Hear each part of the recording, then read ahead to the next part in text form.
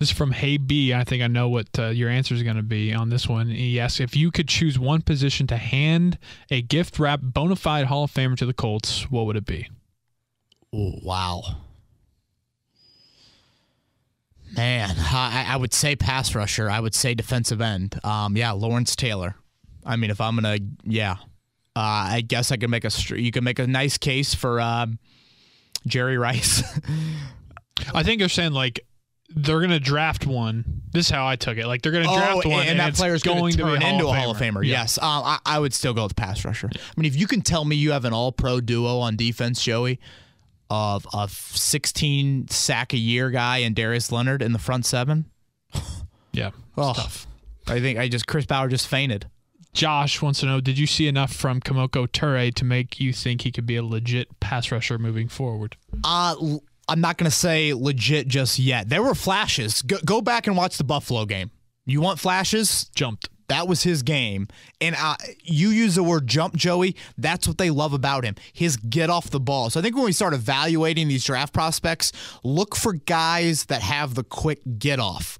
That is something that, maybe Bradley Chubb wasn't as known for, but some of these other pass rushers might have that blue dominant trait. So Toure, I need to see him add weight. I need to see him stay healthy. I need to see him play on 3 downs before I'm going to go, all my chips are in the middle of that guy's a Pro Bowler.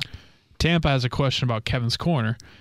Asks, have you thought about having some guests on the show this offseason? I think it'd be cool to hear some conversation between Colts figures, past and present, during some of the slower weeks. That is a great idea.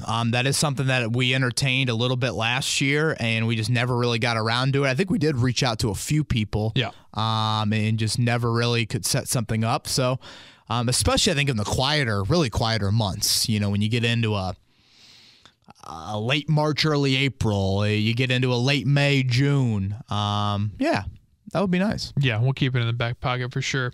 And then this is, I think, from Tampa as well. Wants to know, through 2 years of Ballard, who would you rather have? Polian, Dungy, and Manning, or Ballard, Reich, and Luck? Oh, my.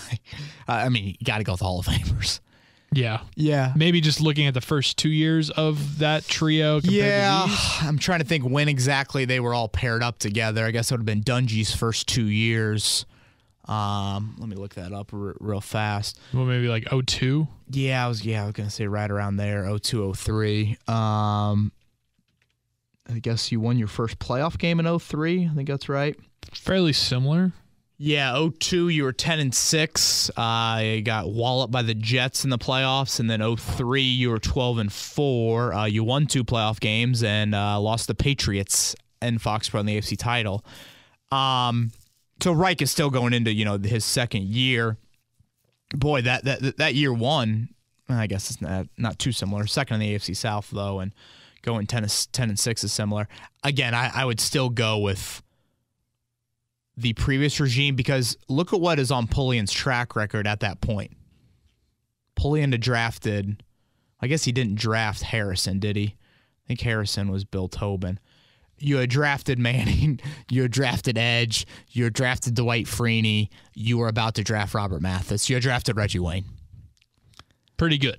Yeah, pretty darn good. So, again, I will go with the Hall of Fame trio of Dungy, Polian, and Manning. All right, Jersey Johnny, our guy Jersey Johnny, he's in retirement. He's hopping in, wants to know, are the Colts happy with the running back position? Jersey, thanks for chiming in. Mm-hmm. They are.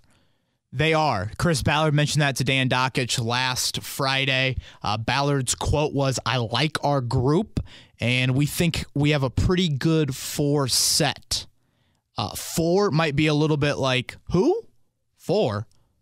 I only know 3. Marlon Mack, Jordan Wilkins, Nyheim Hines. They really like Jonathan Williams, who was a guy I remember we got a Twitter question, I think, from Brent a few weeks back, Joey, maybe earlier in the month. Why was Jonathan Williams routinely kept on the 53-man roster but always inactive? For one, it's really hard to have 4 active running backs and involve them all into a game plan. I mean, hell, we saw the clamoring for Jordan Wilkins. He really didn't play too much, a little bit, I guess, late in the year, but then Nyheim Hines wasn't playing too much. So it's hard to even get 3 going in a game.